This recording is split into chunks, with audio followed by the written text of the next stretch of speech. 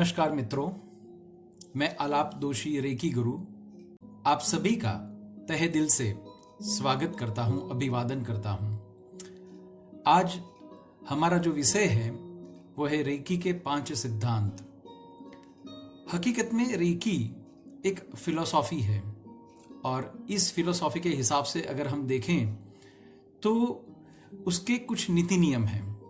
Ideal अगर हम देखें तो हमने ये देखा हुआ है कि जितने भी लोग हैं या जितने भी अलग अलग थ्योरीज हैं, वो हर एक थियरी अपने अपने किसी न किसी सिद्धांत पर निर्भर हैं। आज हम बात करेंगे रेकी के सिद्धांत के बारे में और ये है पार्ट 1। पार्ट 1 का मतलब ये हुआ कि आज के आज हम सारे के सारे सिद्धांतों को यहां पर चर्चा में नहीं ले पाएंगे। इसके लिए हमें वापस हमारे दूसरे सेशन में भी मिलना पड़ेगा। लेकिन सबसे पहले मुझे ये आप सबको तहे दिल से बताना है कि आप लोग जो अभी मेरे साथ जो लाइव जुड़े हुए हैं, एक बार मैं चाहूंगा कि आप खुद के लिए जोरदार तालियां बजाएं। मैं खुद भी आप सबके लिए तालियां बजाऊंगा। हमारी ये नई जो श्रेणी चालू हो रही है रेकी के बारे में, उसमें हम आगे बढ़ेंगे। मजेदार बात यह है दोस्तों कि जीवन हर एक लोगों के हिसाब से अलग अलग व्याख्या में विभाजित है। कई लोग ये बता रहे हैं कि जीवन जो हमारा है वो बड़ा ही डिफिकल्ट है, बड़ा ही क्लमजी है। हम नहीं समझ पा रहे हैं जीवन को कैसे आगे बढ़ाएं। हम ये करना चाहते हैं, हम वो करना चाहते हैं, हमें इसका सपोर्ट नहीं मिल रहा। कहीं ना कहीं हमें यह लग रहा है कि हमें कोई रोक रहा है, कोई ऐसा व्यक्ति, कोई ऐसी विचारधारा या ऐसे कोई संजोग जो हैं जो कहीं ना कहीं हमें यहां पर रोक रहे हैं। मजेदार बात यह है दोस्तों कि एक तरफ कुछ लोग जीवन के बारे में बहुत सारी फरियादें करते रहते हैं और उसी टाइम कुछ ऐसे भी लोग हैं जो जीवन को बड़े प्यार से जीते हैं, जीवन को गले लगाते हैं और हकीकत यह है कि वो सही में जीवन का मायना मानते हैं। आज मैं कोई ऐसा भाषणबाजी नहीं देने वाला हूं, आपको ऐसा कतई नहीं लगे कि कुछ वापस आज स्पिरिचुअल की हम बातें करेंगे। लेकिन हां, बात ये सही है कि आज हम स्पिरिचुअल की बात करेंगे, लेकिन वो वाला स्पिरिचुअल जहां पर साइंटिफिक प्रिंसिपल्स हैं। रेकी के भी कुछ ऐसे ही सिद्धांत हैं और आज हम उसी सिद्धांत के बारे में थोड़ा बहुत जानने का प्रयास करेंगे। माफ कीजिएगा, आप मुझे कतई एक कथाकार नहीं समझेंगे और जब तक हमारा लास्ट सेशन कंटिन्यू नहीं रहे तब तक मैं चाहूंगा कि आप सब आपके दिलो दिमाग के साथ मेरे साथ बने रहें। मैं चाहूंगा कि हम जो भी कोई बातें करें उस बातों को आप थोड़ा सा विश्लेषण लीजिएगा, आप थोड़ा सा सोचिएगा, आपके खुद के बारे में सोचिएगा, आपके जीवन के बारे में सोचिएगा। हो सकता है मैं आपको आपके अतीत में लेकर जाऊं, हो सकता है मैं आपको आपके भविष्य में भी लेकर जाऊं। लेकिन याद रखिएगा, आप जो कैरेक्टर है, आपकी जो पर्सनालिटी है, आपकी जो आइडेंटिटी है, वो वही रहेगी।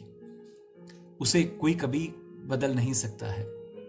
हां, अगर कोई एक व्यक्ति है जो उसे बदल सकता है तो वो सिर्फ और सिर्फ आप हैं। मजेदार बात यह है दोस्तों कि हमारे जीवन की जो रूपरेखा है उसका आधार हमारी सोच पर है। हम हमारे स्वास्थ्य के लिए, हम हमारे आजीविका के लिए बहुत कुछ करते हैं, करना भी चाहिए, जरूरी है।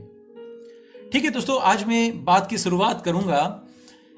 मान लीजिए कि अगर मेरे पास किसी पौधे का एक बीज है और मैं आपसे यह पूछूं कि मेरे हाथ में अगर वो बीज मैंने रखी हुई है और अगर मैं आपको यह पूछूं कि ये बीज या तो ये क्या चीज है, मुझे मालूम है कि ज्यादातर लोग यही बोलेंगे ये तो सिर्फ एक बीज है। या तो आप उस पौधे का नाम बोल सकते हैं कि ये पौधे का बीज है, ये वो पौधे का बीज है। मैं मानता हूं कि आपके सारे जवाब सही हैं, लेकिन क्या ऐसा नहीं हो सकता कि आप उसको ये बोले कि ये एक वृक्ष है, अगर हम ये बोले तो दूसरी बात, अगर ये हम बोलते हैं, अगर ये हम मानते हैं, तो उसमें बुराई क्या है, क्या गलत है उसमें?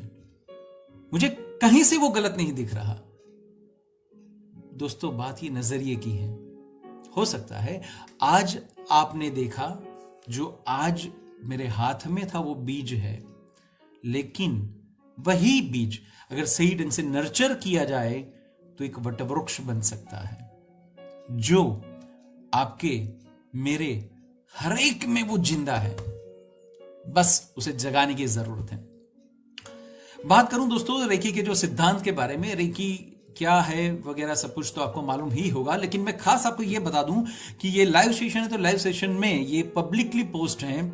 इसका मतलब ये हुआ कि जो लोग रेकी के बारे में नहीं जानते हैं, जो लोग रेकी के बारे में कुछ जानते हैं, जो लोग रेकी में इन्वॉल्व्ड हैं, ये सारे के सारे लोग इसे देखते होंगे। लेकिन ये कतई मत समझिएगा कि आज जो हम बात करेंगे वो सिर्फ रेकी के बारे में है। ये रेकी के बारे में नहीं है, ये हमारे रोजिंदी जो जिंदगी है उसके बारे में। मजेदार बात ऐसी है दोस्तों कि ये जो 5 सिद्धांत हैं, ऐसा माना जाता है कि ये सिद्धांत की जो फॉर्मेशन है, वो फॉर्मेशन करीबन 10वीं या 11वीं शताब्दी में कोई जापान के राजा थे, मुझे माफ कीजिएगा, एग्जैक्टली डिटेल तो मुझे भी नहीं मालूम, तो उन्होंने कुछ इसे फॉर्म आउट किया था। और डिटेल में ज्यादा ले भी नहीं पाया, या लेने की कोई इतनी तमन्ना नहीं हुई। उसका एक कारण यह था कि ये जो सिद्धांत है ना, एकदम जीवंत सिद्धांत है, लगता है मजा आ गया बॉस, ऐसे सिद्धांत है। ऐसा बोला जा रहा है कि उस टाइम पे जो जापान के लोग थे, वहां पर निम्न कक्षा की विचारधारा, वैरजेर, क्रोध, मोह, कुछ इस टाइप की, जिसे अपन बोल सकते हैं कि जीवन की बदियां थी। उस टाइम पर राजा ने, जो भी अपने विशेषज्ञ थे, उन किसी से सलाह सूचन नहीं किया, मशवरा नहीं किया। राजा को उस टाइम पे ये लगा कि अगर इनकी जीवन की परिभाषा मुझे बदलनी है, या तो उनको सही राह पर लाना है, तो मैं एक सिर्फ मैं ही एक जरिया हूं। तो इसका मतलब यह हुआ कि अगर मैंने कुछ भी अपनी प्रजा को बोला तो वो करेंगे। देखिए साहब, ऐसा है कि या तो मैं कायदे के हिसाब से उसको बनाऊं, या तो प्रेम से मनाऊं, बट उनको करना तो पड़ेगा। उन्होंने ये सोचा कि क्यों ना इस चीज की जो ये सॉल्यूशन है, ये सॉल्यूशन के लिए हम स्पिरिचुअल गुरुज की मदद लें। और माना जा रहा है दोस्तों कि उन्होंने उस टाइम पर ऐसे जो स्पिरिचुअल गुरुज हैं उनकी मदद ली थी, और उन्होंने उस टाइम पर जो 5 सिद्धांत राजा को बताए थे, वो आज हम शेयर करेंगे। देखिए साहब, मजेदार बात यह है कि आज अपना 20वीं शताब्दी चल रहा है, और शायद हम बात करें 10वीं 11वीं शताब्दी की। समझने वाली बात तो यही है कि मनुष्य हमेशा मनुष्य ही रहता है, उसकी प्रॉब्लम शायद तक वही रहती है, और मैं ये भी बोल सकता हूं कि उसकी सॉल्यूशन भी शायद तक वही रहती है, क्योंकि तभी आज हम 20वीं शताब्दी में भी उसी सिद्धांतों को फॉलो करने का ट्राई करना चाहेंगे। दोस्तों, इसके बाद 19वीं शताब्दी के अंत में डॉक्टर मिकाओ उसुई जी, जो हम रेकी के गुरु के हिसाब से, जिसे हमने मान्यता दी है, प्राधान्यता दी है, एक दर्जा दिया हुआ है, तो उन्होंने भी रेकी को स्प्रेड करने के लिए, जो वो खुद जापानी थे, ये 5 सिद्धांतों को बड़ी भली भांति अप्लाई किया और सबको इंसिस्ट किया कि आप भी इसी सिद्धांत पर चलें। दोस्तों, रेकी के बारे में बहुत सारे अलग अलग ख्यालात हैं, अलग अलग ऑथर्स हैं, अलग अलग ओरिटर्स हैं, अलग अलग मास्टर्स हैं, अलग अलग मैथोडोलॉजीज हैं, परसेप्शंस हैं। ये हर एक लोग अपने अपने तरीके से रेकी को बढ़ावा दे रहे हैं, या रेकी की जो मैथोडोलॉजी है उसमें एक अलग तरीके से इन्वॉल्व हो रहे, योगदान दे रहे हैं। इसमें उसुई जी ने जो 5 सिद्धांत बताए थे, इसमें से हम आज पहले सिद्धांत के बारे में बात करना चाहेंगे। पहला सिद्धांत जो उसुई जी ने दिया था वो ये था कि फक्त आज के दिन के लिए मैं क्रोध या गुस्सा नहीं करूंगा। मजेदार बात है दोस्तों, मैं इस सिद्धांत को थोड़ा सा मॉडिफाई करना चाहूंगा, क्योंकि जितना मेरा अनुभव रहा है, जितनी मेरी बिलीफ है, उस हिसाब से रेकी एक पवित्र सकारात्मक ऊर्जा है। वो काम करती है, वो आपको फील देती है, वो फीलिंग आती है आपकी। लेकिन उसमें अगर उसकी जो परसेप्शंस हैं, उसके जो सिद्धांत हैं, अगर उसमें ही नकारात्मकता डाल दे तो क्या रहेगा साहब? मजेदार बात है। जब हम बात करते हैं, किसी भी व्यंजन बनाते हैं, जब हम स्वाद की बात करते हैं कि ये तीखा है, इसका मतलब कि उसमें मिर्च ज्यादा होनी चाहिए। जब हम बोलते हैं कि ये कड़वा है, इसका मतलब कि बाकी जो भी रस हैं उससे ज्यादा कड़वास का रस ज्यादा होना चाहिए। तो मेरी जो कॉन्फ्लिक्ट है वो सिर्फ यही है कि अगर हम ये सिद्धांत को मान लेते हैं कि फक्त आज के दिन के लिए मैं गुस्सा या क्रोध नहीं करूंगा, तो साहब मुझे ऐसा लग रहा है कि गुस्सा, क्रोध और नहीं करूंगा, ये तीनों के तीनों नकारात्मक शब्द हैं। शायद तक मैं ये बोल सकता हूं कि ये नकारात्मक शब्दों की कोई जरूरत ही नहीं है। माफ कीजिएगा, मैं ये नहीं बताना चाहता कि उसुई जी गलत थे, वो एकदम सही इंसान है, आज भी मेरे गुरु हैं। लेकिन मैं इस चीज को थोड़ा सा बदलाव करना चाहूंगा। तो क्या हम ये बोल सकते हैं कि फक्त आज के दिन के लिए आलाप, अपना जीवन एकदम मधुरता के साथ, शांति के साथ व्यतीत कर रहा है? देखिए साहब, ऐसा है कि जितनी भी थ्योरीज आप ले लें, जितनी साइकोलॉजिकल थ्योरीज ले लेते हैं, या तो और भी कोई थ्योरीज अगर हैं, तो हर एक में एक ही बात आती है कि आप जो बोलते हैं वो आप फील करते हैं, और वही चीज यूनिवर्स में हम डालते हैं, और यूनिवर्स ऑलवेज बोलता है तथास्तु। It's a law of attraction. ज्यादातर हम लोग ये करते हैं कि हम हमारी हर एक सोच को जब भी बोलते हैं, जैसे कि हम ये बोलते हैं कि यार मुझे गुस्सा नहीं करना है, बड़ी मजेदार बात आ जाती है साहब। गुस्सा नहीं करना है तो गुस्सा हो क्यों जाता है? क्या हम इसको थोड़ा सा मॉडिफाई करें और हम ये बोले कि मुझे शांति से रहना है, मुझे मधुरता के साथ रहना है। Just feel it. अब सोचिए कि जब आप कभी कभी ये बोलते हैं ना कि मुझे गुस्सा नहीं करना है, तो उस टाइम पे आपकी बॉडी लैंग्वेज क्या रहती है? और जब आप शांति से बोले यार मुझे मधुरता के साथ जीवन व्यतीत करना है, मजा किस में आ रहा है? देखिएगा, सोचिएगा। मैं चाहूंगा कि ये 1 घंटे के लिए जो हम मिल रहे हैं, जो हम फैमिली बन रहे हैं, तो 1 घंटे में आपको एक्सपेरिमेंट्स भी करने हैं। आप करेंगे?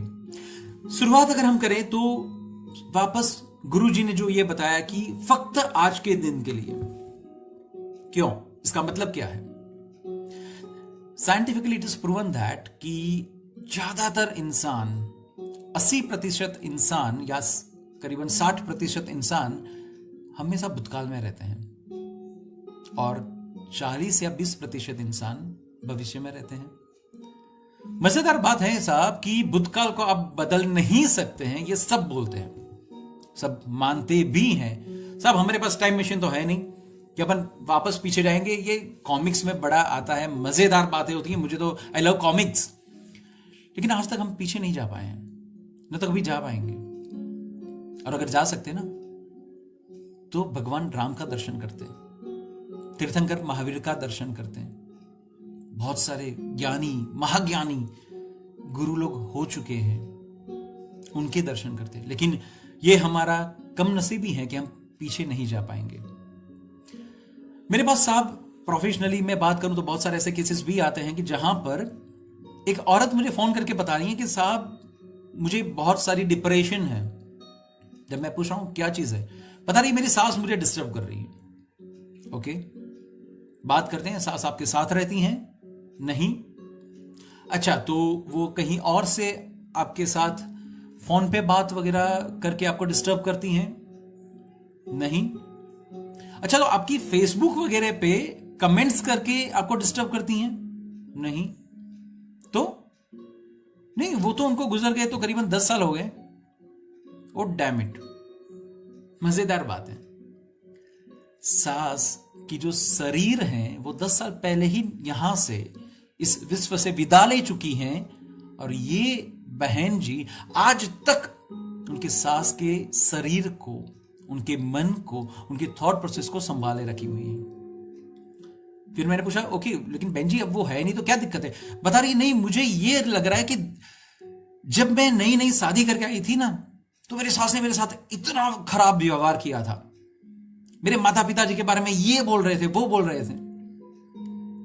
मजेदार बात है, अब तो उनके माताजी पिताजी भी नहीं है, उनकी सास भी नहीं है, और फिर भी वो भूतकाल में जीती है। इसलिए ये बताया गया कि फक्त आज के दिन के लिए। कई लोग फैंटेसी वर्ल्ड में चलते हैं। I love to dream, definitely आपको सपना देखना चाहिए और उसको साकार भी हम करेंगे, लेकिन उसकी एक समय मर्यादा होती है। 24 घंटे सपने में नहीं रह सकते हैं अपन, तो क्या करेंगे हम? भविष्य का हम एक अंदाजा बनाएंगे, लेकिन सतत भविष्य में हम नहीं रह सकते हैं। तो जो बाकी के 20% हैं वो भविष्य में ही रहते हैं। आज की जनरेशन में बहुत सारे यंगस्टर्स मेरे पास आते हैं और बता रहे हैं कि उनको पैसा कमाना है, नाम रुतबा कमाना है, शॉर्टकट्स चाहिए। यार, भविष्य ऐसे नहीं बनता है। भविष्य के लिए एक स्ट्रेटजी होती है, और वो स्ट्रेटजी आप आज बनाएंगे, आज अप्लाई करेंगे, तब जाके आपका डिसाइडेड फ्यूचर डेस्टिनेशन आपको मिलेगा। तो always take care of that कि हमें जीना है आज में, लेकिन हम जीते हैं या तो भूतकाल में या तो भविष्य में। ज्यादातर लोगों को यह फिलोसॉफी मालूम है।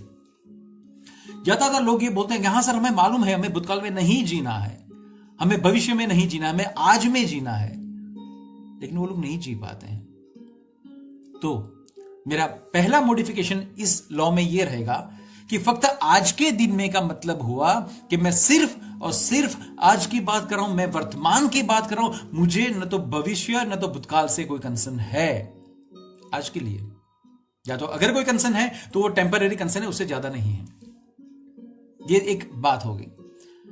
दूसरी बात ये हो जाती है कि जब हम बात करते हैं क्रोध, गुस्सा, साहब मुझे कई बार ये भी लग रहा है कि बात तो सही है।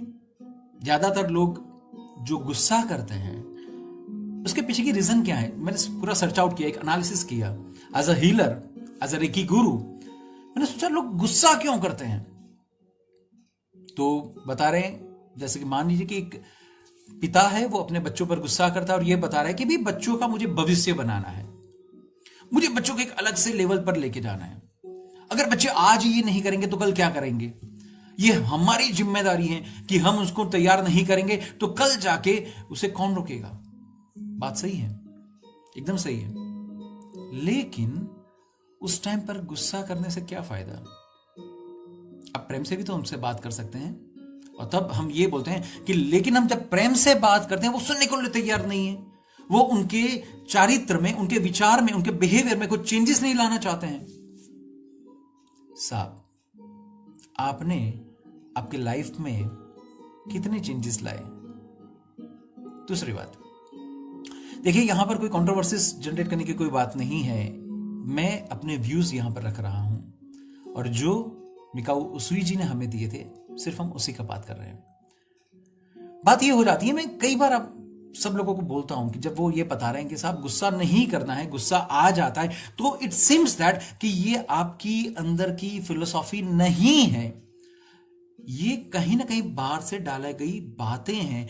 शायद तक समाज ने हमारे दिलो दिमाग पर ये डाल दी कि नहीं गुस्सा करना चाहिए, हम नहीं करेंगे तो बच्चे नहीं सुधरेंगे, वगैरह वगैरह वगैरह। लेकिन हम अगर उनसे प्रेम से बात करें, एक अलग नजरिए से बात करें, एक अलग प्रेजेंटेशन से बात करें, तो सबसे पहली बात ये हो जाती है कि हम गुस्सा करते हैं, कहीं ना कहीं हमारी एक्सपेक्टेशंस हैं। अच्छा साहब, मुझे ये बताइए कि आप में से कोई भी इंसान शायद तक अभी तक की उम्र में बीमार नहीं हुआ होगा। मैं ये मान लेता हूं, क्योंकि आप यही चाहते होंगे कि आपको कभी भी बीमारी नहीं आए, आपने कभी दवाई नहीं ली होगी और न तो आप लेना चाहेंगे। दिल पर हाथ रख के पूछिएगा खुद को कि क्या ऐसा है कि हम बीमार कभी नहीं हुए? क्या ऐसा है कि हमें दवाई नहीं लेनी पड़ी? तो बहुत सी ऐसी चीजें हैं कि जो हम ये मानते हैं कि जो हमारे कंट्रोल में नहीं है, और जो कंट्रोल में नहीं है उसे कंट्रोल करने भी नहीं चाहिए, लेकिन उसका जो एंगल है उसे हमें बदलना है। आप खुद शांति से सोचिए कि यही एक स्टेटमेंट है। अगर मैं ये बोलूं कि फक्त आज के दिन के लिए मुझे गुस्सा नहीं करना है, इंस्टेड ऑफ दैट आंखें बंद करके अभी ये बोलिए, फक्त आज के दिन के लिए मुझे मेरा जीवन बड़े ही प्रेम के साथ, बड़े ही शांतिमय तरीके के साथ, सुमधुरता के साथ व्यतीत करना है। या तो मैं कर रहा हूं? खुद को पूछिए किसमें ज्यादा मजा आया आपको? जब हमारे हर एक शब्द में पवित्रता है, जब हमारे हर एक शब्द में हकारात्मकता, सकारात्मकता है, तो वो जबरदस्त काम करती है। बात ये हो जाती है। तो सबसे पहली बात, फक्त आज के लिए हम बात करेंगे। दूसरी बात, जो वर्ड यूज किया गया मैं की जगह पर हम ये करेंगे कि आलाप वर्ड यूज करेंगे। आप आपका खुद का सब नाम बताएंगे। जैसे कि हम ये बोलूं, मैं अब ये बताऊंगा कि फक्त आज के लिए आलाप अपना जीवन बड़े ही शांति के साथ, सुमधुरता के साथ व्यतीत कर रहा है। आलाप, ये वर्ड मैंने क्यों बताया? किसी भी स्पिरिचुअल साइंस में हम जाएंगे तो हर एक में एक ये बात कॉमन आती है कि जीव, शिव, चेतन, आत्मा वगैरह वगैरह जो भी नाम है वो, और ये शरीर, पुद्गल दोनों अलग हैं। Scientifically it is also proven that कि जब कोई व्यक्ति अगर मर जाता है तो क्या परिस्थिति हो जाती है? हम क्या बोलते हैं? अब इसमें चेतन नहीं रहा, इसमें जीव नहीं रहा, अब ये सिर्फ डेड बॉडी है, अब ये सिर्फ पुद्गल है, ये शरीर है, और हम उसे ज्यादा समय तक नहीं रख सकते हैं क्योंकि फिर उसमें कीड़े गिरना चालू हो जाएंगे, बदबू आना चालू हो जाएगी। तो जब तक इस शरीर में वो चेतन था, वो आत्मा था, तब तक ऐसा कुछ भी नहीं हुआ। और जब वो निकल गया तो ये सब कुछ होने लगा। तो कई बार ये प्रश्न भी होता है दिमाग में, तो इसका मतलब ये हुआ कि जो चीज चली गई, क्या हम उस पर डिपेंडेंट थे या तो वो चीज हमारे पर डिपेंडेंट थी? लेकिन बात एकदम क्लियर है कि यहां पर दो एलिमेंट हैं, एक आत्मा था, दूसरा ये शरीर है। तो हर एक स्पिरिचुअल साइंस यही बता रहा है कि आत्मा अलग है और बॉडी अलग है, यही साइंस है। तो हम ये मानते भी हैं, बहुत सारे धर्म में ये स्पेसिफिकली लिखा गया है। तो यहां पर अब बात ये आ जाती है कि जब हम ये बोले कि मैं अलग हूं, मैं जुदा हूं, और अगर आप याद करें तो रेकी का प्रेयर का पहला स्टेप क्या है? आई थैंक टू आलाप, मैं आलाप का आभार मानता हूं। कभी ये सोच आया कि ये यहां पर मैं कौन हूं और आलाप कौन है? हम ज्यादातर क्या करते हैं, घिसी पिटी सिस्टम से निकल चलते हैं। जो गुरु ने सिखाया या जो बोला वो बस ऐसे ही बोलते रहते हैं, बात खत्म, इससे ज्यादा कुछ भी नहीं। तो मैटर ये है कि ये सोचना है। तो इसका मतलब ये हुआ कि आलाप कांस्टेंट बोलने से ये अंदर से एहसास होगा कि जो भी कुछ है वो आलाप अलग है और आत्मा अलग है। बात ये हो जाएगी। उसुई जी ने ये सिद्धांत जो दिया, या तो जो राजा ने जो सिद्धांत दिया, एकदम परफेक्ट था, वो आज की तारीख में भी सही है। तो सबसे पहली बात, हमारी एक्सपेक्टेशंस रहती हैं, और साहब आप ये बताइए कि हमारे एक्सपेक्टेशंस के हिसाब से अब तक कितना हुआ, और अगर यही होता तो आप और मैं जितने भी लोग हैं उनसे कितने लोग मरने के लिए तैयार होते हैं? फिर भी मौत आती है, हकीकत है। साहब आपकी खुद की बॉडी है, अगर मान लीजिए, माफ कीजिएगा अगर आपको ये उदाहरण सही नहीं लगे, लेकिन मान लीजिए कि अगर अभी आपको यूरिन जाना है और आपको लग रहा है कि नहीं यार इंटरेस्टिंग लेक्चर है, मुझे नहीं जाना है, ओके फाइन, आप थोड़ा सा दबा के बैठेंगे, फिर क्या होगा? एक लेवल के बाद वो लिक्विड डिस्चार्ज हो जाएगी, बस्ट आउट हो जाएगी, या तो आपको उठ के खड़े होके जाना पड़ेगा। साहब जब आपकी बॉडी, आपका लिक्विड, आप खुद को कंट्रोल नहीं कर सकते हैं, तो बाकी सबको कंट्रोल करने की तो बात ही कहां पर आई? किस चीज का गुस्सा है? बहुत सारे लोग मैंने देखे हुए हैं जो कांस्टेंट यही बोलते हैं, हमारा समाज क्या कर रहा है, ये कर रहा है, वो कर रहा है, corruption XYZ। I highly appreciate those people who criticise the society, but at the same time घर में बैठ के गुस्सा करने से या कोई कमेंट्स करने से या कोई एनालिसिस अपने ही तरीके से करने के बाद क्या होगा? साहब समाज में आइए, आप समाज के लिए कुछ कीजिए। आपके जो थॉट्स हैं उसको समाज में आप कहीं ना कहीं फ्लो में डालिए, फिर देखिए क्या होता है। बहुत सारे लोग ऐसे ही हैं। कई बार मुझे बहुत मजा आता है कि जब हम बात करते हैं, कई लोग मैंने ऐसे देखे हुए हैं कि जो लोग मान लीजिए कि प्रधानमंत्री नरेंद्र मोदी जी हैं, तो उनके बारे में कोई क्रिटिसाइज कर दिया, कमेंट किया, और जब वो आदमी कमेंट करेगा, क्रिटिसाइज करेगा, तो सही में लग रहा है साहब मानना पड़ेगा, इससे अच्छा तो कोई एनालिस्ट हो ही नहीं सकता, जबरदस्त करता है। लेकिन उस बंदे को यह पूछा जाए कि भैया तुम्हारे घर में कितने फैमिली मेंबर्स हैं? गिनके 4, और आप 4 को मैनेज नहीं कर पा रहे हो। मैं कंट्रोल वर्ड नहीं बोलूंगा, it's a question of adjustment of the life, it's a question of management of the life.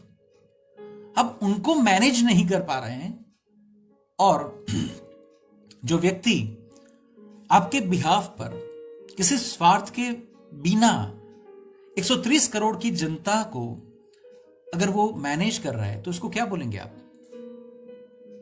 सोचिएगा साहब, आज का जो मेरा सेशन है ना, ये यही कुछ है। I always love to just put the questions, और आपको जो जवाब मिलेगा, आपकी अंतरात्मा से जो जवाब मिलेगा, मुझे विश्वास है कि वो सही जवाब होगा। दूसरी बार मजेदार बात यह आती है, हम गुस्सा कब करते हैं? तो जब हमसे कोई निर्बल व्यक्ति हमें मिलता है तब, या हमारे से कोई निम्न कक्षा का व्यक्ति है तब, या हम किसी पावरफुल पोजीशन में है तब। वापस बात वही का वही, जिस इंसान के पास पावर नहीं है, शारीरिक मानसिक क्षमता आपकी जितना नहीं है, उनके सामने आप गुस्सा करते हैं। वापस एक सर मैं इलस्ट्रेशन अगर आपको देना चाहूं तो, मान लीजिए आप रास्ते पे जा रहे हैं, ऑल ऑफ सडन पुलिस ने आपको रोक लिया। कुछ गलती आपका है नहीं, वो बात की बात है, उन्होंने आपको रोक लिया और आपको यह बता रहा है कि भाई आप साइड में आ जाइए। आप ज्यादातर वहां पर क्या करते हैं? अरे सर, सॉरी सर, गलती हो गई, खत्म। बात को वहां पे रफा दफा करना अपन चाहते हैं। देखिए वहां पे हमारी गलती है या नहीं वो बात की बात हो जाती है, बट हमें यह मालूम है कि वो इंसान हमारे से ज्यादा पावरफुल है। कोई क्लॉज अपने पर लगा दिया या शांति से साइड में बिठा के, अगर मान लीजिए उन्होंने हमारा टाइम अगर वेस्ट कर दिया, तो जिस पर्पस से हम जा रहे हैं कहीं ना कहीं वो अपना डिविएट हो जाएगा, हम मेंटली डिस्टर्ब हो जाएंगे। अगर मान लीजिए किसी मीटिंग के लिए जा रहे तो what we people are doing, उसको एडजस्ट कर लेते हैं।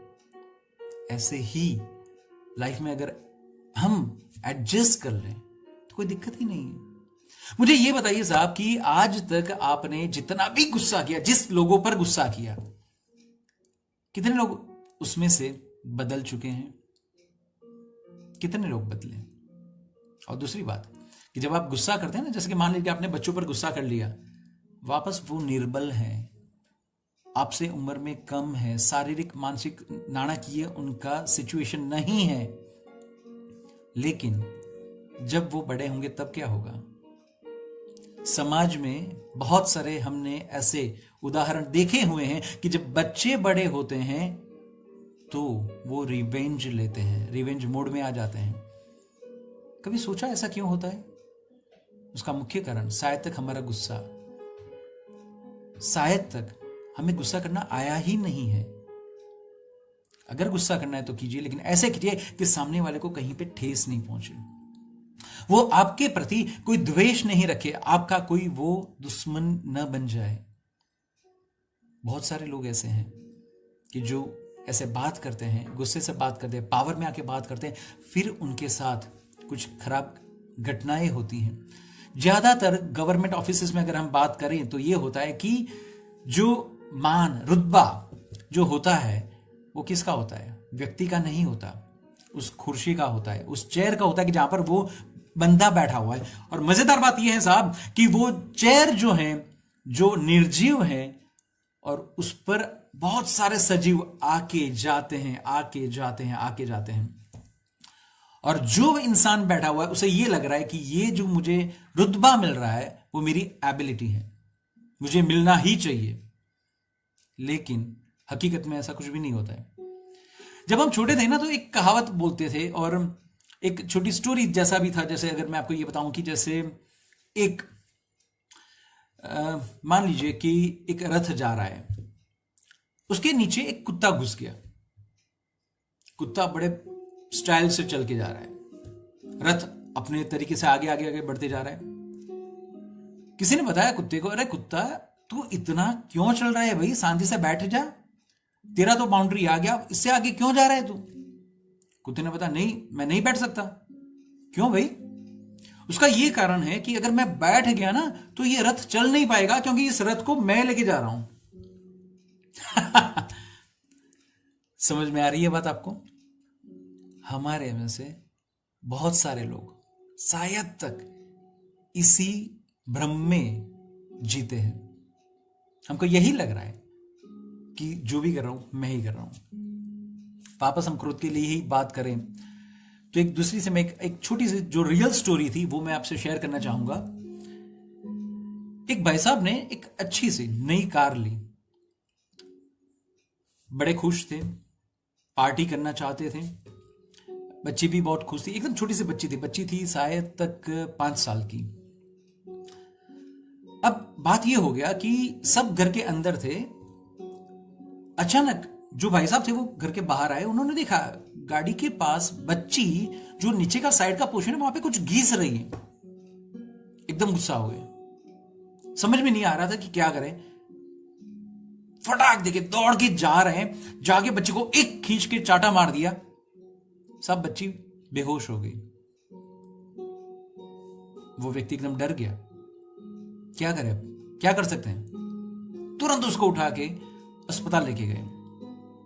बहुत मुशक्कत के बाद, बहुत मेहनत के बाद, करीबन 1 महीने के बाद बच्ची थोड़ी सी रिवाइव हो गई, थोड़ी सही हो गई। तब जाके पिताजी ने उससे पूछा कि बेटा तुझे मालूम है कि अपनी नई कार थी, तुझे मालूम है कि पापा का एक सपना था, तुझे मालूम है कि अपन बाहर से पैसे लेकर उस गाड़ी को परचेज किया था, तो बेटा आपने उसको खरोच करने की क्या जरूरत थी? बच्ची एकदम शॉक में। बच्ची बोले, पापा मैंने वो कब किया?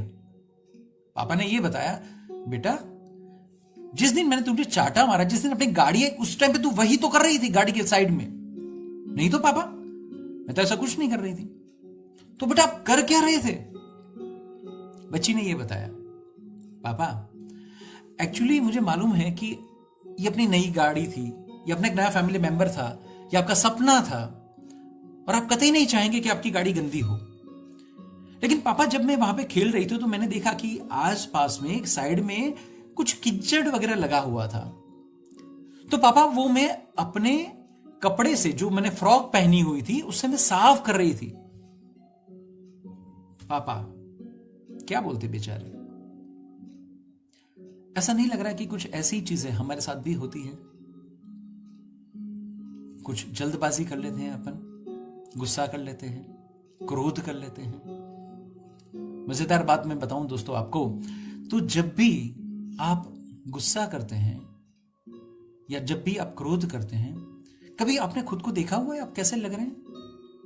नॉर्मली आप स्मार्ट, हैंडसम, ब्यूटीफुल, लेकिन जब आप गुस्सा करते हैं आपकी आंखें बड़ी हो जाती हैं, नाक बड़ा हो जाता है, पूरे बॉडी में लाल लाल लाल हो जाता है, लग रहा है भाई साहब अभी अभी पूरे घर का खून चूस कर आए हुए हैं। कभी ऐसा लग रहा है कि जब आप गुस्सा करें उस टाइम पे आपका बॉडी स्टीफ हो जाता है, मांसपेशियां एकदम खींच जाती हैं। ये साइंटिफिकली बातें, ये मेडिकली बातें भी मैं आपसे शेयर करना चाहता हूं, क्योंकि एज अ हीलर आपको ये मालूम होना चाहिए कि बॉडी में, हमारे चक्र में, हमारे ऑरा में क्या क्या बदलाव आता है, किस हिसाब से ये सारी सिस्टम चलती हैं। आपको मालूम है कि अगर ज्यादा गुस्सा करे तो वो उससे एसिड ज्यादा बनती हैं, और एसिड ज्यादा बनने की वजह से कई बार हमने ये देखा हुआ है कि स्टमक में अल्सर्स भी होते हैं। जब आप गुस्सा होते हैं तो आप देखिएगा कि आपकी सांस फूल जाती हैं, क्योंकि आप ऑक्सीजन इतना नहीं ले सकते हैं, और उस टाइम पे कार्बन डाइऑक्साइड की मात्रा ज्यादा हो जाती है, वो ज्यादा आप बाहर फेंकते हैं।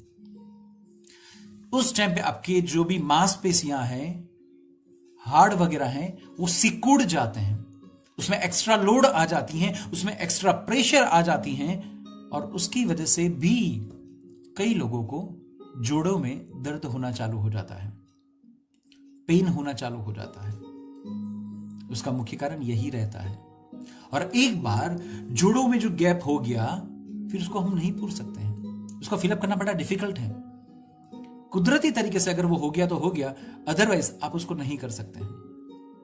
सो बात यही है, गुस्सा क्रोध हम क्यों करें? आप लोगों ने ये थोड़ा सा ऑब्जर्व किया कि जब मैं ये बोलूं कि फक्त आज के दिन के लिए, इसका मतलब ऑलवेज लिव इन प्रेजेंट। न तो मुझे पास्ट से कोई कंसर्न है, न तो फ्यूचर से कंसर्न है। साहब, कोरोना आया, धरतीकंप आया, बहुत सारे लोगों की मानसिकता को हिला दिया, बहुत सारी बैंकरप्ट हो गई। कितने ऐसे सिचुएशंस हैं कि जिसमें से हम पास हुए हैं, लेकिन फिर भी आज हम इसे बाहर नहीं निकल पा रहे हैं कि it's a part of the life.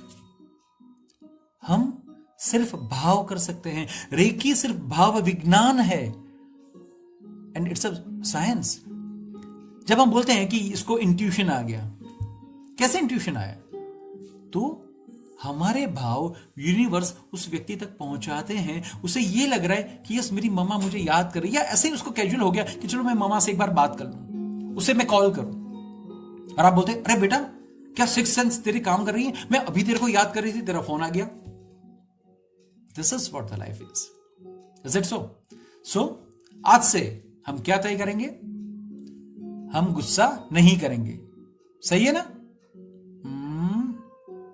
वापस गलत कर दिया। आज से हम क्या करेंगे? फक्त आज के दिन के लिए आलाप अपना जीवन बड़े शांतिपूर्ण तरीके से, मधुरता से व्यतीत कर रहा है। It's a present continuous tense. Reiki में हमारी जो बेस होती हैं वो है हमारे अफर्मेशंस। आप किस टाइम के अफर्मेशंस बनाते हैं या पास करते हैं, ये बड़ी ही काम की चीज है। तो जब मैं ये बोल रहा हूं कि आलाप अपना जीवन पास या व्यतीत कर रहा है, मजेदार बात है, मजा आएगा, आप देखिएगा। जब हम ये बोल रहे हैं कि मुझे अमेरिका जाना है, मैं अमेरिका जाके आया, नहीं मजा आएगा। लेकिन जब हम बोलेंगे कि मुझे अमेरिका का टूर जो 4 दिन के बाद है या 40 दिन के बाद है, तो वो टूर का आज से ही आपका वो टूर चालू हो गया। कैसे? साहब, आपने उसके लिए कपड़े वगैरह खरीद लिए, लगेज वगैरह खरीद लिया, एंड बिलीव मी, जब आप ये करेंगे ना तो आपको मजा आएगा। देखिए, अमेरिका का टूर होगा आपका 1.5 महीने का, लेकिन 40 दिन पहले से जो आप तैयारी कर रहे हैं, और जब आज से बोलेंगे कि आज से मेरा अमेरिका का टूर चालू हो गया, मजा आएगा, आप इसको एंजॉय कर पाएंगे। और जब फिजिकली आप अमेरिका पहुंचेंगे तो भी उसको एंजॉय करेंगे, वापस आ जाएंगे तो भी इसको एंजॉय करेंगे।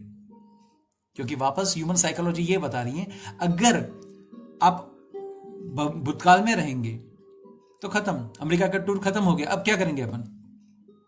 वापस वही तकलीफ। भविष्य में जाना है, अमेरिका का टूर हम भविष्य में करेंगे, ओके, भविष्य में, लेकिन अभी क्या? तो वो भी मजा नहीं आएगा। Always take care of that. यही मानिए कि आज से आपका ये अमेरिका का टूर चालू हो गया है। So this always works. हम नॉर्मली यही बोलते हैं। मान लीजिए मुझे वजन घटाना है, मैं क्या बोल रहा हूं? मेरा वजन कम हो गया। साहब, अगर कम हो गया है तो अब दिक्कत क्या है? अब किस चीज के लिए आप दवाइयां ले रहे हैं, डाइट पे हैं, एक्सरसाइजेस कर रहे हैं, तो ये तो गलत चीज है। देखिए साहब, मेरा दिमाग है ना, या तो समझ नहीं सकता, आप जो उसको ऑर्डर देंगे वो उसको पकड़ेगा। तो दिमाग भी यही बोलेगा कि साहब अगर आपका वजन कम हो गया है तो खत्म, अब मेरा काम खत्म हो गया। अच्छा, अगर आप ये बोलेंगे कि मेरा वजन कम होगा, दिमाग वापस वही बोलेगा होगा, टाइम आने दो, जब होगा तब होगा, उस टाइम पे हम रिएक्ट करेंगे। तो वो भी करने की कोई जरूरत नहीं है।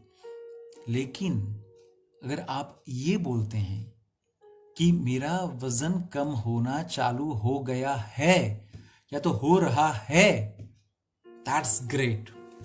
तो वो सबसे बड़ी आपको मस्त मजेदार लाइफ देगा, मजा आएगा। और साहब, आपका 1 ग्राम भी वजन कम नहीं होगा ना तो भी मजा आएगा। अगर ये स्टेटमेंट आप बोलते हैं तो आप बोलिए कि आज से मेरा वजन कम हो रहा है। यू फील इट, या something is happening in a positive way. सख्त मजा आएगा। Is it so? सबसे पहली बात, हम गुस्सा नहीं करेंगे और ऐसे ही क्रोध भी नहीं करेंगे। बहुत सारे लोग ऐसे हैं कि गुस्से क्रोध की वजह से रिलेशंस स्पॉइल हो चुके हैं। 20-20, 25-25 साल तक या तो मरते दम तक वो लोग उनसे नहीं मिलते हैं। साहब, जिंदगी अपनी छोटी है, 60, 70, 80 साल की जिंदगी है। शायद तक जिंदगी को कमाने का हमने स्टार्ट किया 25, 30, 35 साल में। मैं कमाई की बात, पैसों की नहीं कर रहा हूं, मैं संबंध की बात कर रहा हूं। सब तब तक शायद हम थोड़े बहुत मैच्योर हुए, सोचा संबंध क्या है, संबंध को वापस हमने स्टार्ट किया समझने के लिए, उसको बॉन्डिंग बनाने के लिए, टूट भी गया। आज के तारीख में एज अ हीलर मेरे पास बहुत सारे ऐसे केसेस आते हैं, डिवोर्स के केसेस। मैरिज को 3 दिन हुआ, डिवोर्स चाहिए। मैरिज को 45 साल हो गया, डिवोर्स चाहिए। समझिए क्या जीवन है।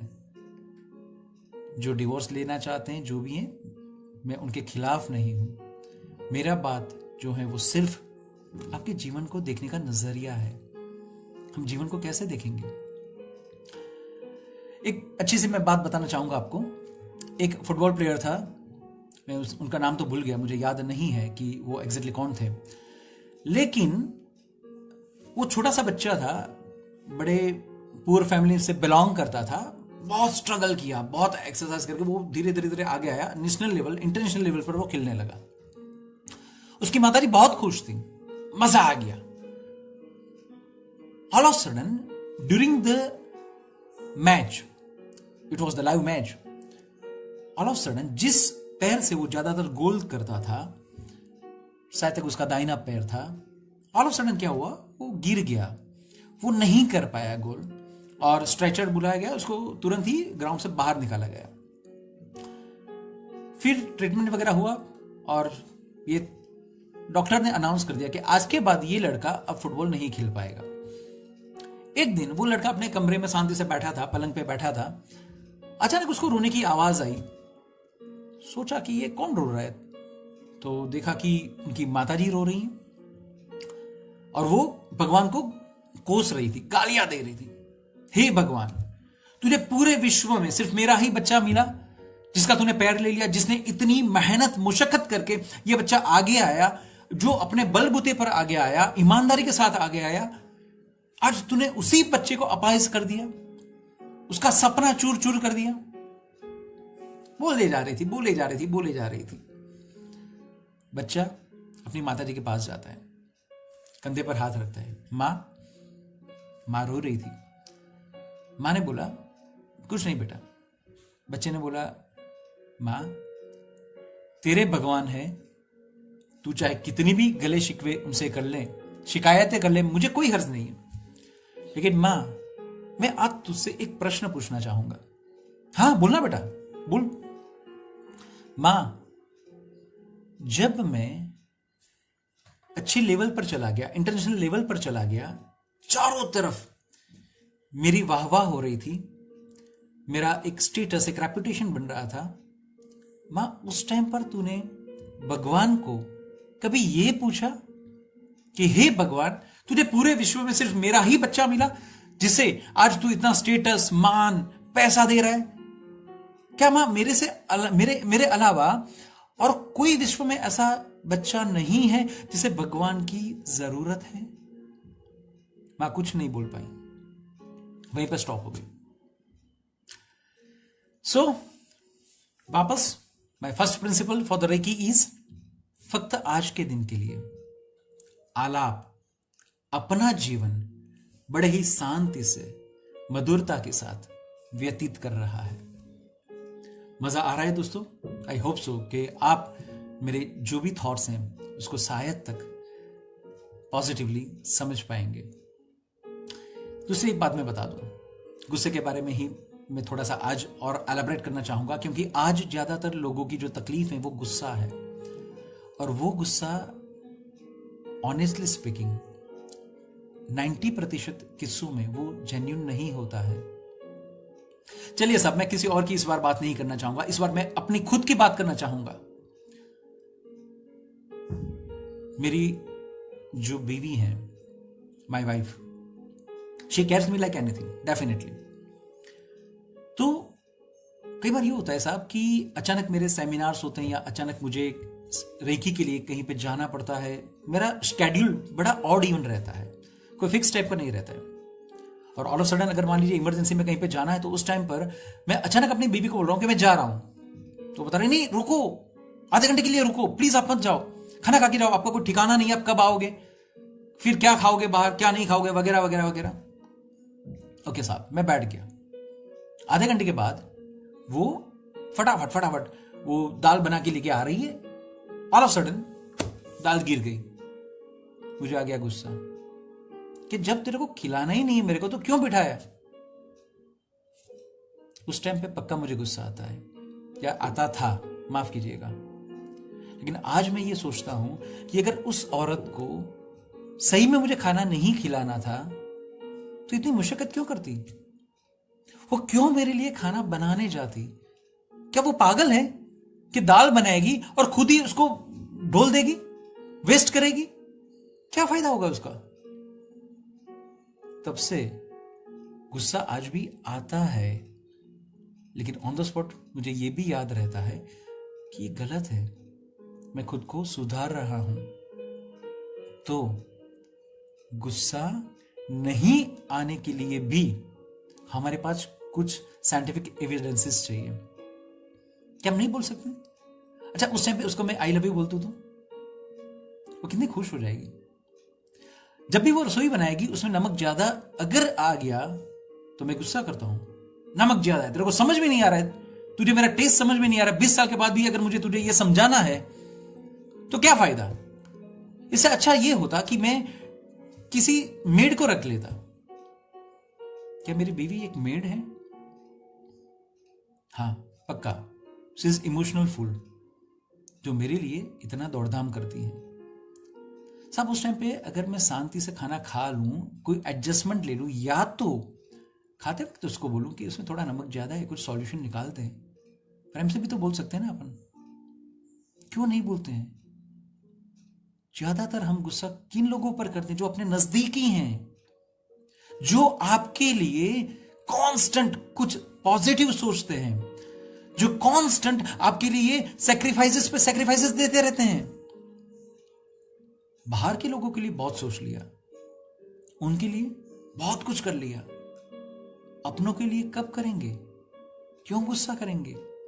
उस टाइम पे अगर शांति से मैं उसके पास जाऊं, उसका हाथ अपने हाथ में लूं और बोलूं डोंट वरी, मुझे मालूम है कि you love me like anything, मुझे मालूम है कि तू हमेशा मेरे लिए अच्छा सोचती है, कोई बात नहीं, तू शांति से खाना वगैरह सब कुछ देख ले, जो है वो मुझे टिफिन में दे दे, या तो मैं बाहर खा लूंगा, चिंता मत कर, शाम को तू अच्छा बनाना, हम साथ में बैठ के खाएंगे। क्या हम ये नहीं बोल सकते हैं? क्या यहां पर मेरा गुस्सा, मेरा क्रोध जायज था? कई बार हमें ये लग रहा है कि हमारा गुस्सा जायज है, हमारा क्रोध जायज है। मैंने ये बताया और मैं आपको विश्वास के साथ बोल रहा हूं, तकरीबन 90% हमारे गुस्से, हमारे क्रोध जायज नहीं होते हैं। मान लीजिए एक वुड का टुकड़ा, लकड़े का टुकड़ा जिसे अपन बोलते हैं, एक अच्छा सा लकड़े का टुकड़ा आपने ले लिया। इसके बाद अगर इसमें एक के बाद एक कील ठोकते जाएंगे, क्या होगा? लकड़ों में से उस लकड़े में बहुत सारे कील लगे, शायद तक अब वो लकड़ा हमें दिखने में पसंद नहीं आएगा। अब मैंने ये सोचा कि काम कर रहा हूं कि मजा नहीं आ रहा है, लकड़े में से कील को निकाल देते। तो मैंने लकड़े में से कील को निकालना चालू कर दिया, सारी कील निकल गई। अब लकड़ा पहले जैसा था ऐसा ही रहेगा ना, ऐसा ही लगेगा ना? एक्सेक्ट, जो प्योर था, जो प्योरिटी थी, जो ओरिजिनलिटी थी, अब ऐसा लकड़ा हो गया कि नहीं हो गया? नहीं होगा। क्यों? साहब, उसमें जो कील डाली थी उसने उस लकड़े को जो हर्ट कर दिया, उसका शेप बिगाड़ दिया, काना हो गया वहां पर, वो चीज अंदर चली गई। अब क्या कर सकते हैं अपने? और ज्यादातर गुस्से के साथ हम यही करते हैं, मैक्सिमम हम यही करते हैं। वो उस इंसान को हम बिगाड़ देते हैं, जो उसका प्योरिटी है, जो उसका खुद का है, उसे हम बिगाड़ देते हैं। उस लकड़े को बहुत सारे बुद्धिजीवी लोग होते हैं तो ये भी बोलेंगे उसमें क्या है साहब, एक काम कीजिए, उस लकड़े को लापी अस्तर वगैरह करके वापस रंग रोगान करके आप उसको यूज कर सकते हैं। वापस मैं बताना चाहूंगा, रंग रोगान करने के बाद भी वो लकड़ा जो ओरिजिनल होना चाहिए ऐसा नहीं बनेगा। और दूसरी बात कि जहां पर आपने लापी लगाई हुई है, अगर वहां पर वापस एक बार कील ठोकेंगे तो वो इजीली चली जाएगी, बाकी के लकड़े में नहीं जाएगी। सो ऑल टुगेदर उसका जो रियल परसेप्शन है, जो पर्सनालिटी है, जो कैरेक्टर है, वो आपने बिगाड़ दिया साहब। So this all are the benefits of the क्रोध। बेनिफिट से बोले जाएगा ना, क्योंकि मुझे इतना विश्वास है कि जब आप क्रोध करते हैं तो कहीं फायदा हुआ होगा, फायदा होने वाला होगा, तभी आप क्रोध कर रहे हैं। वरना तो आप बड़े होशियार है, बुद्धिजीवी लोग हैं, तो क्रोध तो आप किसी पर्पस के साथ ही करेंगे। वेल, मान लीजिए, माफ कीजिएगा, मुझे किसी को भी क्रिटिसाइज नहीं करना है, न तो मैं किसी को ब्लेम दे रहा हूं, बट सोचिए कि कितना एक्सीलेंट प्रिंसिपल दिया है उसी जी ने। लग रहा है मजा आ गया, क्या प्रिंसिपल है। अब शांति से बैठे, एकदम रिलैक्स होकर बैठे।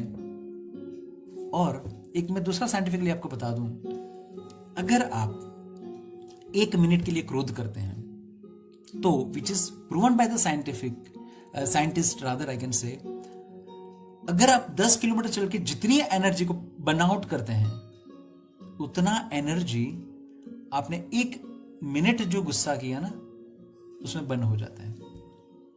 सोचिए, सिर्फ 1 मिनट गुस्सा करने से इतना एनर्जी आपका चला गया। और एज अ हीलर आप गुस्सा कैसे कर सकते हैं?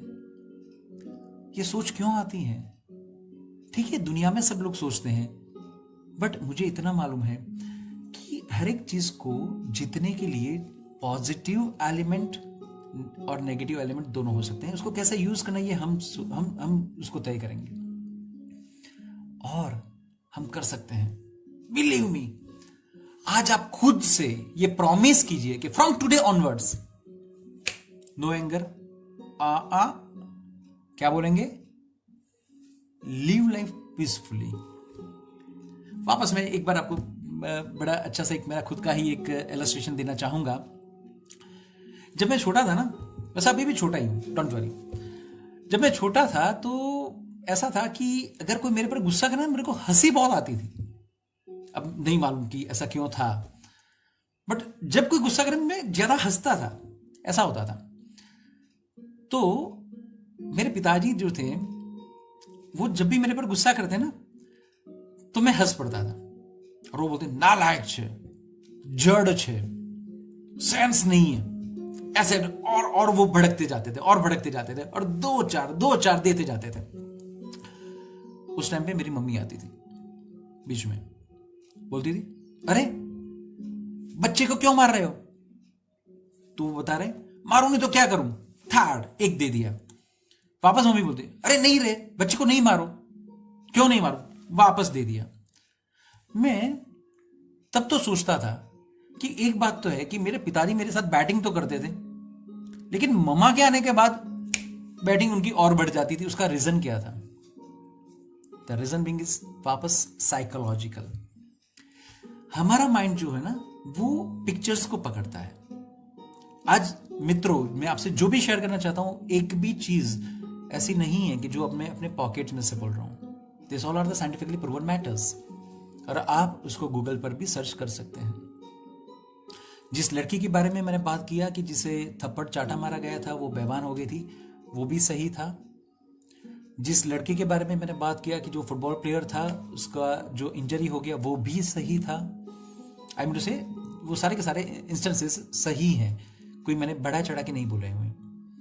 तो मैंने फिर ये सोचा कि ऐसा क्यों हो रहा था। जब मेरी माताजी पिक्चर में आती थी तो मुझे और मार क्यों पड़ती थी? तो इसका सिर्फ और सिर्फ एक ही बात था।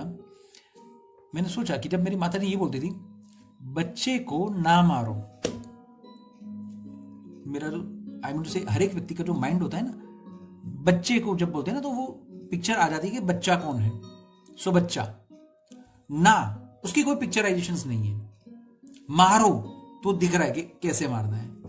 And because of that only मेरे पिताजी उस टाइम पे मुझे ज्यादा मारते थे। तो ये हो गई ना, इसका मतलब नेगेटिव जो सोच या नेगेटिव स्टेटमेंट थी, उसकी वजह से भी मुझे ज्यादा मार खानी पड़ी। बात ये है। वेल, मैं चाहूंगा कि आपके कोई भी अगर ओपिनियन है इसके बारे में, या कोई भी प्रतिभाव हैं, या कोई भी क्वेश्चंस हैं, आप प्लीज मुझे रिप्लाई कीजिएगा। मैं आपको इसके बारे में जैसे ही मुझे समय की अनुकूलता रहेगी, मैं आपको उसका प्रतिभाव दूंगा। और हम वापस मिलेंगे रेकी के दूसरे सिद्धांत के साथ सोमवार दोपहर को 2 बजे इसी पेज पर हम मिलेंगे। और मैं जेन्युइनली यही चाहूंगा कि आप सब लोग इसमें इन्वॉल्व होइएगा। आज हमने जो भी कुछ बातें शेयर की, उसे सोचिएगा, उसको शांति से अपने लाइफ के साथ कोरिलेट कीजिएगा। देखिएगा कि कितना सही था, कितना गलत था। आपको किसी को नहीं बताना है कितना सही था, गलत था, न तो मुझे भी, आपको मुझे भी नहीं बताना है। Just ask your self, analysis your self, rectify yourself, and at the same time just come out as a modified person। जिंदगी बहुत मजेदार है, बड़ी मस्त है, बड़ी रंगीन है, बड़ी प्यारी है, लेकिन बड़ी छोटी है। इसको जितना भी हो सके उतना ज्यादा जिए, और आपके साथ लोगों को भी उसमें इन्वॉल्व कीजिए। यही आप लोगों से गुजारिश है।